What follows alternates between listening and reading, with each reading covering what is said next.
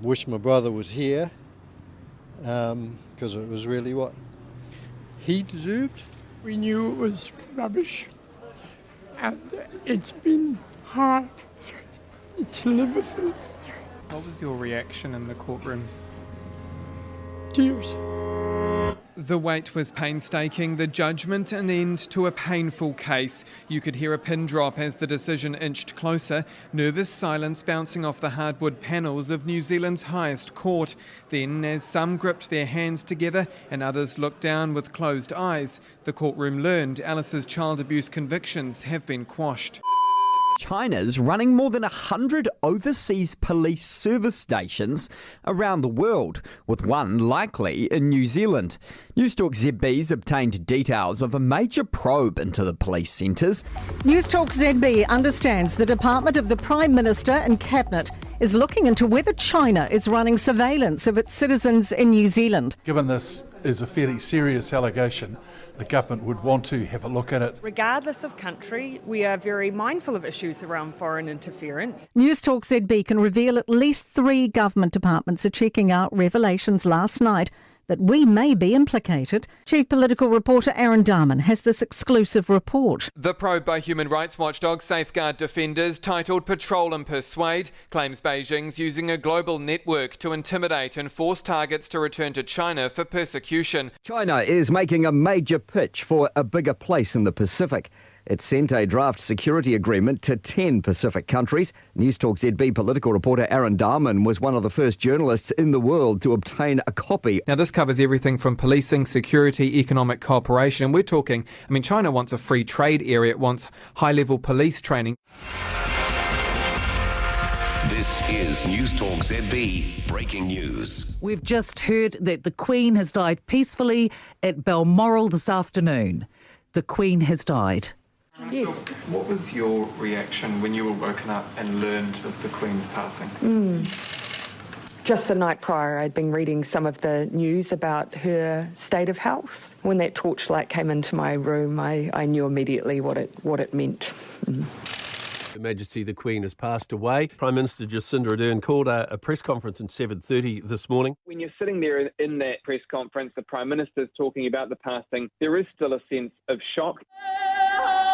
Aaron Dahmen was able to be inside, and he joins us now. It's one of those things, I think, when you're in a cathedral and you hear the hymns and song and prayer, something about that stirs a bit deeper in the human soul. Taxpayers are spending more than $150,000 a year on each prisoner in this country. It was an article by my colleague Aaron Dahmen in the Herald and on Newstalk ZB today. Turns out the cost of prisons is like the cost of living, going through the roof. Political reporter Aaron Dahmen has this exclusive report. Newstalk ZB can reveal about $151,000 is spent annually for every person behind bars. Staff ending up in hospital. One staff member required a dental assessment. Obviously this incident, or 3 incidents on Sunday. Why not pick up the phone and give them a call? Spring Hill sounds like a mess. No, it's not.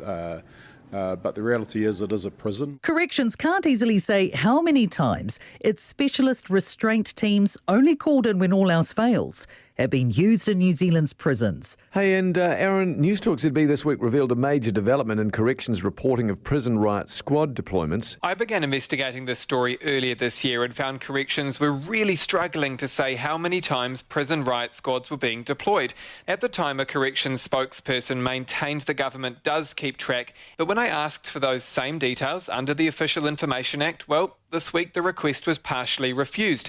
Why? Because it didn't exist. Politics. Finance Minister Grant Robertson's game day. Think movie montage. He's putting on the tie, the cufflinks, the dry clean shirt, lights, camera, action. We have to make sure we get a careful balance in this budget. Get nervous before a big day like budget? Of course. Budget 2022 is released. In breaking news, a $6 billion spend up to keep Kiwis afloat. The government's just unveiled its long-awaited budget, And we're joined live now by political reporter Aaron Dahmen. Good afternoon, Raylene. Well, Dr. Grant Robertson will see you now. This is the Band-Aid budget. There's a lifeline for those in the so-called squeezed middle. Many earning up to $70,000 a year will soon get extra cash in hand. Big Tobacco is threatening legal action against the government as thousands of vaping products face an uncertain future on Kiwi shelves. Newstalk ZB's seen documents that reveal British American Tobacco is calling in the lawyers. Political parties across the House are railing against a legal threat to the government's vaping moves, telling Big Tobacco to back off. We won't be bullied. We have passed laws and we expect them to be respected. New Zealand student nurses could soon be paid for hospital placements while studying. I know that it is now under active consideration. And it's something I would definitely like to see. Fears people will die waiting for help with an eating disorder as demand for the services swells. Newstalk ZB can reveal wait times are on the rise, with more people turning up at hospital in crisis. It was the Speaker's decision to play these songs. James Blunt shared on Twitter as well, hey, give me a shout. If this doesn't work, let's play some of my songs, the Macarena. It's kind of this musical standoff. Oh, it's fantastic. So have they actually moved on because of this? No.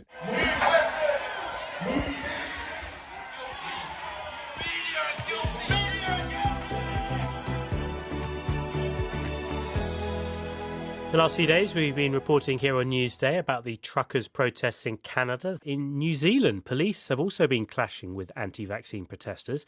We can speak now to Aaron Dahmen. These are people that are camping in tents on Parliament lawn, quite literally living there for the last couple of days. This is visceral. There are words I cannot use in this environment for what I saw today. What's the latest on the protest? Post-apocalyptic movie set, abandoned graffitied concrete blocks, smashed glass, crime scene tape.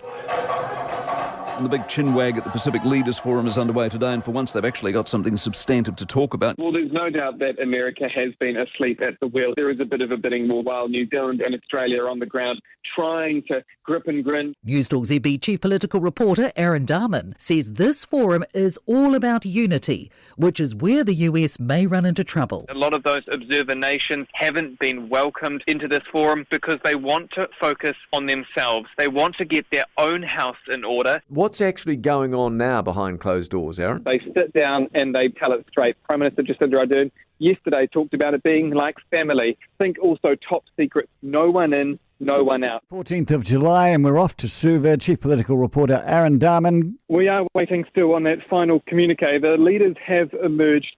Jacinda Ardern just a few moments ago was metres away from me, as was the Australian Prime Minister Anthony Albanese. Will we take New Zealand forward? Yes.